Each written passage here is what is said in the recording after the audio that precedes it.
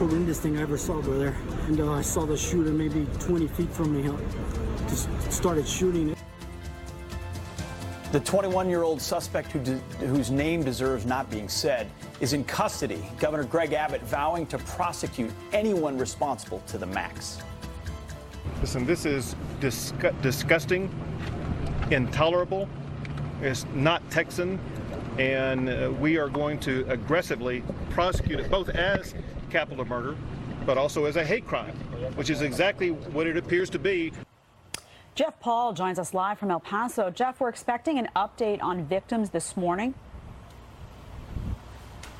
Yeah, and hours after this mass shooting first started, you can see behind me here in El Paso, the authorities are still on scene here just outside the Walmart. Now, this is a massive crime scene as investigators go through each piece of evidence, each shell casing, as they work to get a better understanding of what exactly happened and when. We know the first shots were fired shortly after 10:30 a.m. And this was a packed store, some estimating up to 3,000 people, many taking advantage of the tax-free weekend for back-to-school shopping. Witnesses say the suspect, who we are purposely not showing his face or using his name, basically shot anything that was moving, trying to hit as many people as possible, as some have described. People were just trying to get out of there, trying to go to the closest doors that they could, trying to push people out the way or trying to get them to go with them so that they weren't stuck behind.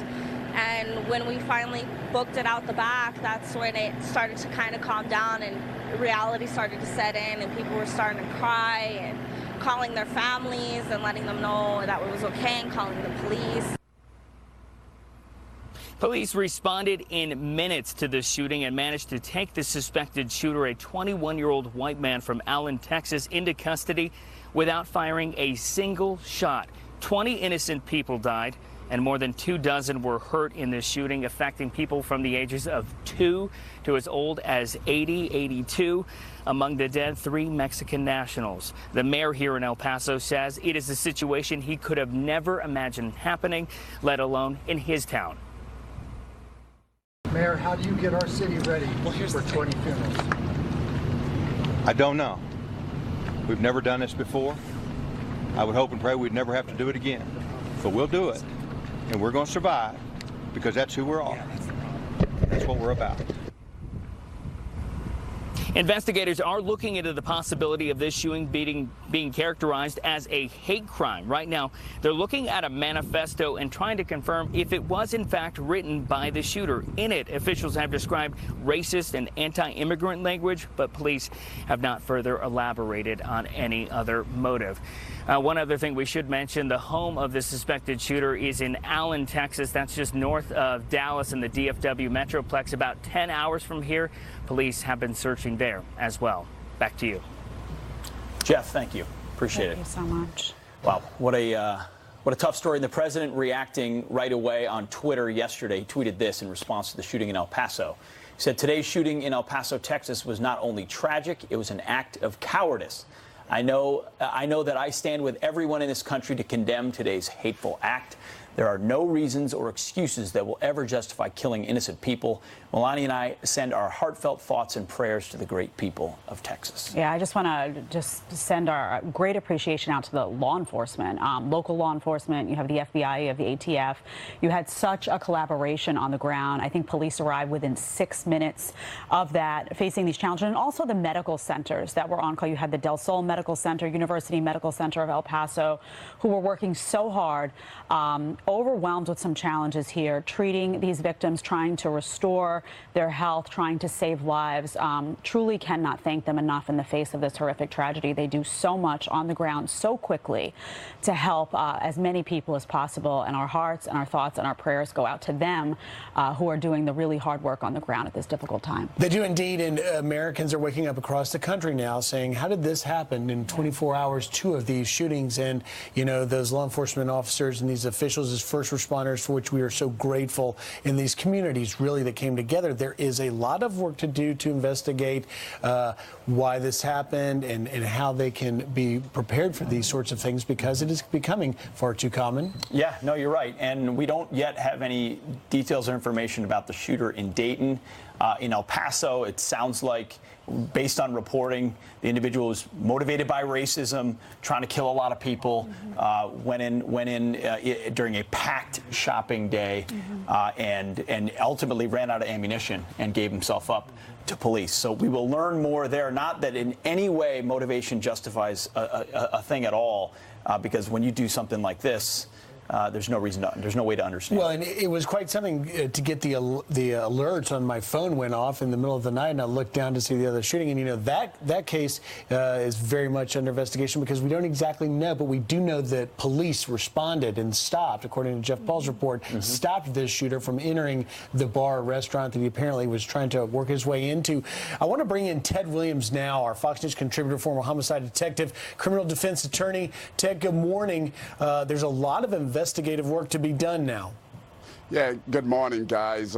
Griff, since you and I have covered like San Bernardino, the Pulse nightclub, we have covered these kinds of unfortunate, tragic shootings, and quite naturally, now we have a massive crime scene, and there's a great deal of work to do.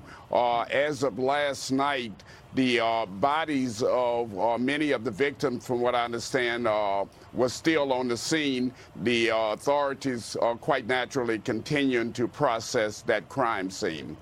Ted, you know, I've heard a couple of times that ultimately in El Paso, no shots were fired, police responded. In that sense, is this an instance of a shoot? This is not suicide by attack. This is someone who ran out of ammunition and gave themselves up. I mean, what's the protocol in a moment like that if you're responding as police? Well, the police, when you've got an active shooter, their first objective is to take the shooter down. And in this scenario and circumstance, they found the shooter and he was alive and upright. And as a result of that, he ran out of ammunition and he gave up. And that's going to help law enforcement considerably when it comes to finding a motive as to what took place here. It's going to help law enforcement in their investigation. Ted, what does the timeline look like on something like that? I mean, obviously the FBI is hard at work. They're considering whether or not this is a hate crime. They're looking at a ton of evidence right now. What can we expect to see in coming days and weeks in terms of nailing that information down and finding out exactly why this was done, the way it was done, how it was done, and other details? Well, we're looking here at the first responders who are very professional and know what they're doing, and that is state, local, and federal law enforcement. And so they're going to methodically take their time and process the crime scene. Right now, what is going on is that they are building a case against the alleged shooter. And as a result of that, and when our viewers hear that bodies are still on the scene, the rationale behind that is because they're trying to show the trajectory of where the bullets came from. They're trying to make sure that it was one individual. They're looking at a great deal of videotape in that area. So there's quite a bit of work. There's the prosecutorial work that's going to be done by the prosecutor and prosecuting, and on the other side you have the law enforcement work, and they have their work cut out for them. Ted, I want to bring you to Dayton, Ohio, and I have had the honor to work with you because you know the investigative. In this case, the shooter was taken down. He is deceased in Dayton, Ohio. It happened in the middle of the night, so it's very fresh. But what are they looking at? What are the investigators wanting? What can help them at this point?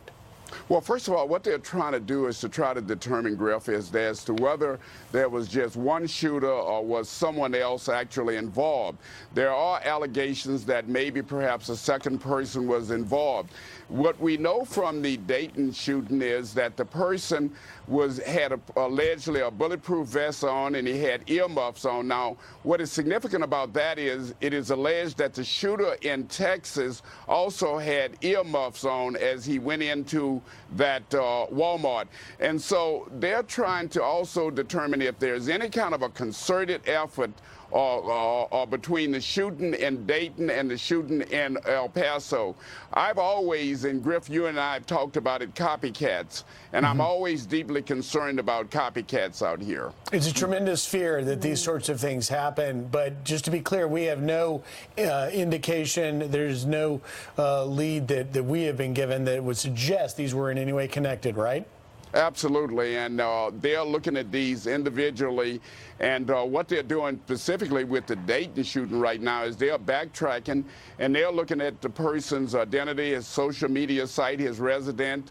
So there's a great deal of work to be done in both of these cases. Ted Williams, thank you very much for your time. We may get back to you later on in the program. Appreciate all your insight this morning. Thanks, Ted. Thank you. All right, and speaking of later on in the program, we're going to have the mayor of El Paso, Dee Marco, live on this show at 8:30 with an update there. Yeah, also Texas Lieutenant Governor Dan Patrick will be live at 9 a.m. Eastern Time, and we will take that to you right away as soon as we get it. We're going to turn to some headlines for you now. An urgent warning from Yosemite National Park officials after a tourist died and 2 others injured. The Park Service says the 21-year-old from Romania died Wednesday after he slipped on wet rocks and fell 20 feet at Bridalveil Fall. Another hiker reportedly slipped at a viewing platform Monday and a third off a boulder Thursday.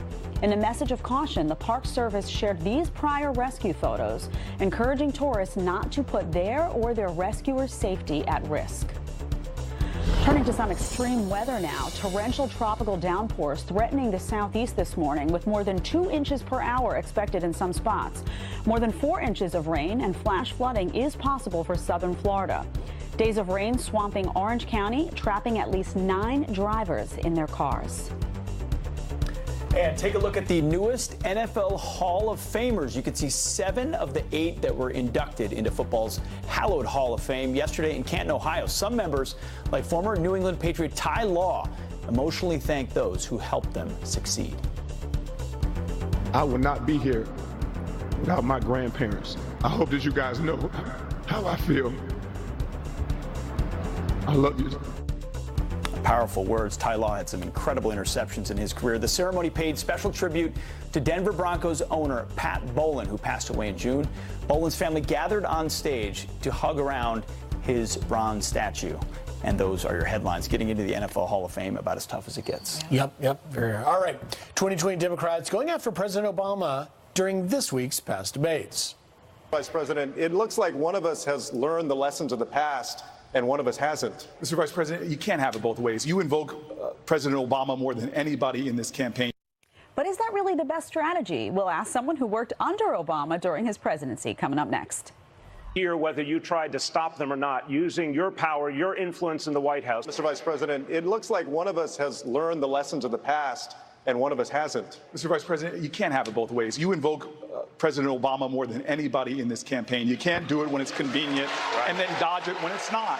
Former Vice President Joe Biden taking hard hits this week as fellow 2020 Democrats unveil a new offensive strategy, attack Obama's legacy. But is this the right strategy? Joining us now, former Deputy Assistant Secretary of State under President Obama, Joel Rubin. Joel, good morning to you. Good morning, Gareth. This might be the worst debate strategy, was one headline I read yesterday. What do you make about these attacks on Vice President Biden?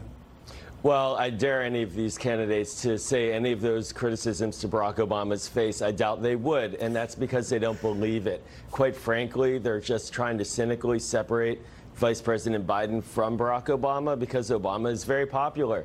And the only way to get it at Biden's numbers is to take him apart from Obama. So that's really what's at play here. Let's show you what Biden said. Here's a tweet about that. He said, I was surprised at all of the attacks on President Obama's record at the Dem debate. The Obama-Biden administration passed Obamacare, led the world on combating climate change, and saved our economy from the brink of disaster. He was a great president. We don't say that enough.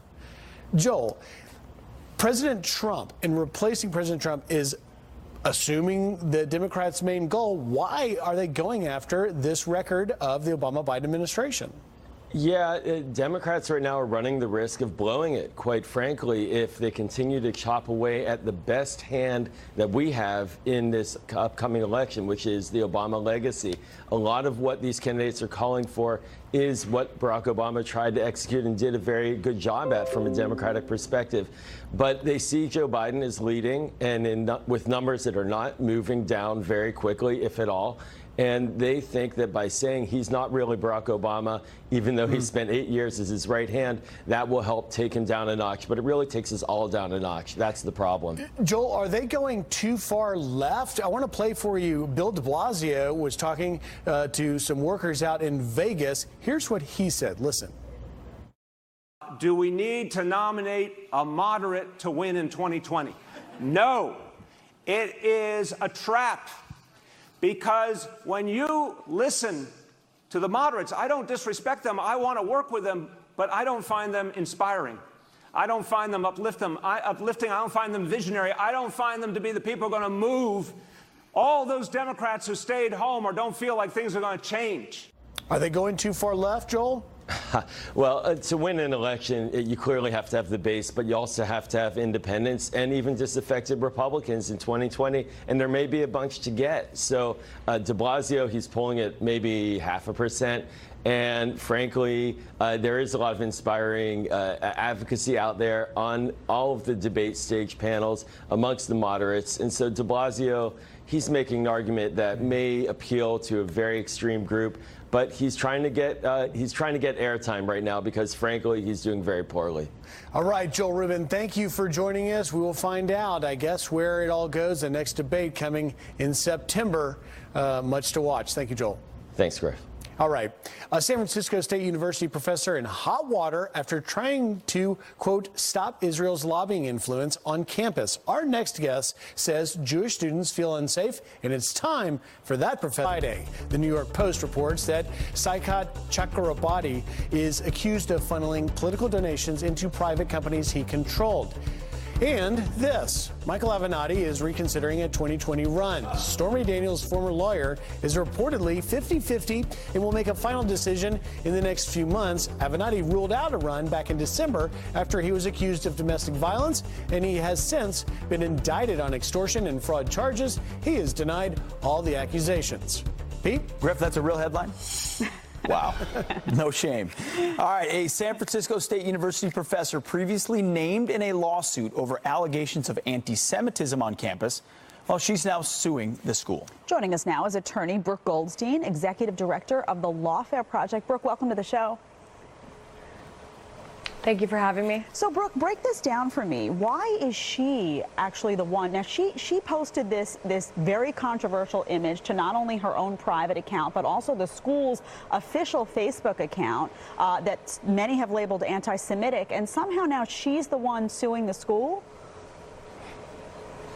Exactly. She was a named defendant in one of the lawsuits that the Lawfare Project brought on behalf of Jewish students and community members suing San Francisco State University for Title VI violations, creating a hostile environment against Jewish students, also First Amendment violations, and of course Rabab Abdulhadi was at the center of this. This is a very radical professor at San Francisco State University who has ties to Hamas-dominated universities, who led a trip where she invited students to meet with members of a designated terrorist group, the Palestinian Front for the Liberation of Palestine. She routinely engages in harassment and discrimination against Jewish students, and she recently unlawfully posted on the Facebook page of SFSU a very racist line saying Zionism equals racism, attacking the ethnic and cultural identity of Jewish students. And she has now turned around in a typical frivolous lawsuit meant to intimidate the school and sued the school because they are trying to contain her attack on Jewish students. So, Brooke, we've reached out to the school and the professor's attorney for a statement. No response yet. We'll see if we get one. But your point is, so Jewish students at that university feel targeted by a professor specifically because of their religion and their background. And now when they win a favorable settlement, not only does the professor not get fired, she continues with her anti-Semitic behavior and sues the school itself. I mean, what does it say about this, the status of higher education and the view of Israel in these places?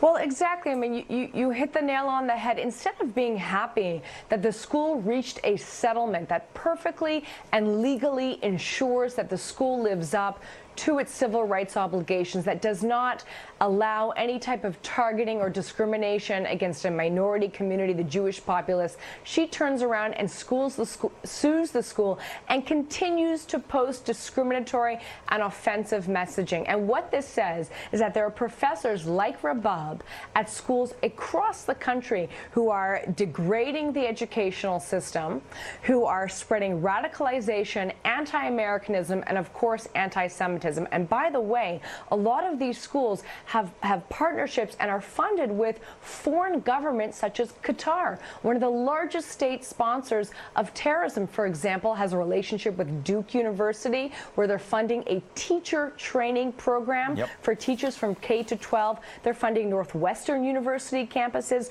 Georgetown University campuses abroad, all in an effort to radicalize American college and university students. Or at the very least, normalize radical ideas within American culture, which is what they try to do.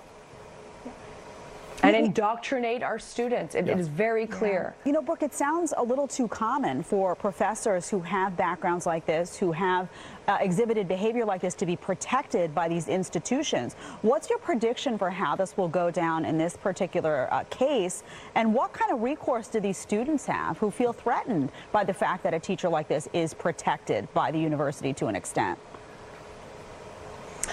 Well, students have civil rights. You know, my organization, the Lawfare Project, we provide pro bono legal services to dozens and dozens of students. We receive phone calls 3 to 4 times a week from Jewish students who are targeted on American college campuses. They have rights. The most important thing is to know your rights, know how to recognize a free speech violation, know how to recognize a Title VI violation. And what I think is going to happen at San Francisco State University is I hope they will live up to the obligations that they are legally obligated to live up to under the settlement that we reached with them. And the Lawfare Project will do everything that it can to ensure that the terms of the settlement are enforced, and Rabab Abdulhadi and professors like her are no longer allowed to engage in unlawful discrimination against Jewish students on that campus. That's what it's about. Brooke, thank you very much for your time and the work you do at the Lawfare Project. We appreciate it. All right, well, a Fox News alert: 2 deadly shootings in less than 24 hours. 9 people are killed outside a bar in Dayton, Ohio, hours after a gunman kills 20 at a Walmart in El Paso. After a shooter ambushed downtown Dayton on a busy Saturday night. 830 dispatch. We got shots fired. We got multiple people down. We're going to need multiple medics. I got everybody coming to you. A local hospital confirms they're treating at least 16 more people. The mayor of Dayton just tweeting this message. It says, in part, "I'm heartbroken. Thank you to our first responders for all that you've done." We know shots were fired outside a popular bar right around 1 a.m. Eastern time. Police say the suspect had a long gun and wore body armor. They think he wanted to make it into a local bar, but police shot him when he tried to enter. Got people shot at the back of Ned Peppers. We think there's one shooter. He is down. The FBI is on the scene. So far, no word on a motive. The shooting in Ohio comes hours after another deadly shooting at a Walmart in El Paso, Texas. A gunman opened fire on a busy Saturday afternoon, killing 20 people and injuring dozens more. It was the most horrendous thing I ever saw, brother. And I saw the shooter maybe 20 feet from me. Just started shooting. A 21-year-old suspect is in custody. His name does not deserve to be said.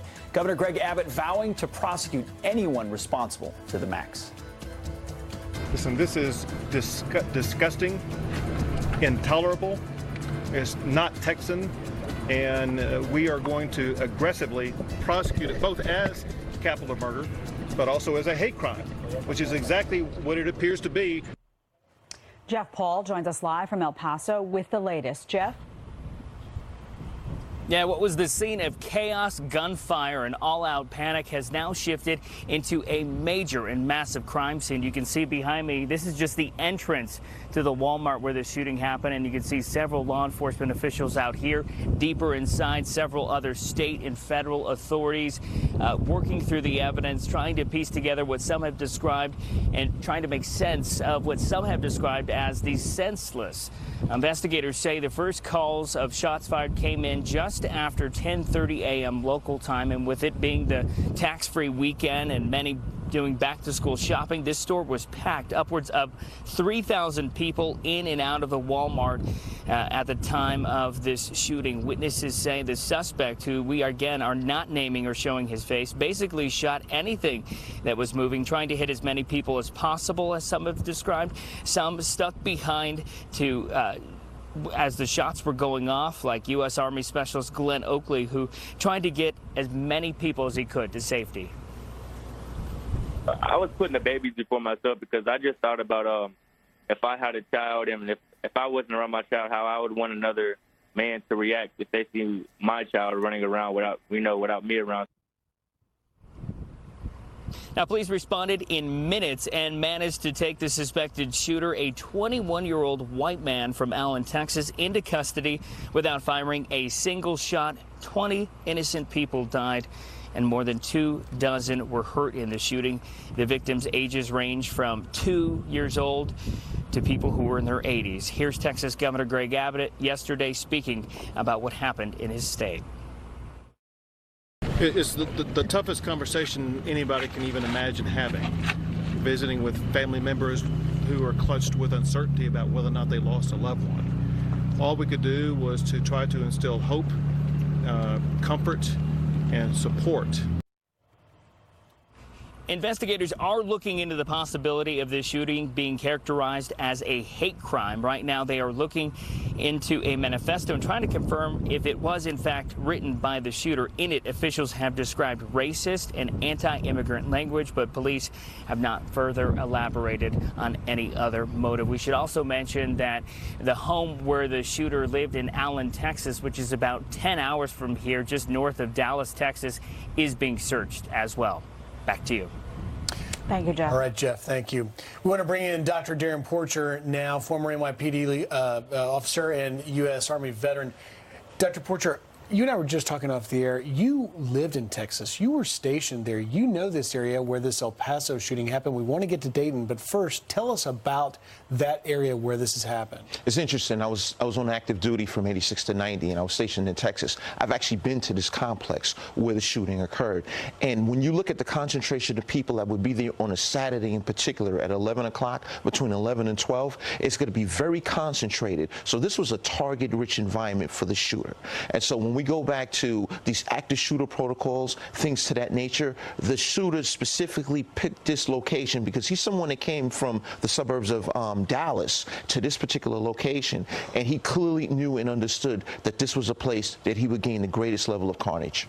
Darren, you know, local law enforcement, they're saying, arrived within 6 minutes. That's really outstanding work. One of the challenges, it seems to me, when something like this strikes is that coordination between local, state, and federal law enforcement. How does that go about in the moments that follow a horrific tragedy like this? How does that all come to be? Well, the partnership between city, state, and federal law enforcement agencies has been something that's been ongoing. And I want to say this is something that really started after 9/11. The seismic shift in domestic terrorism begged the question of how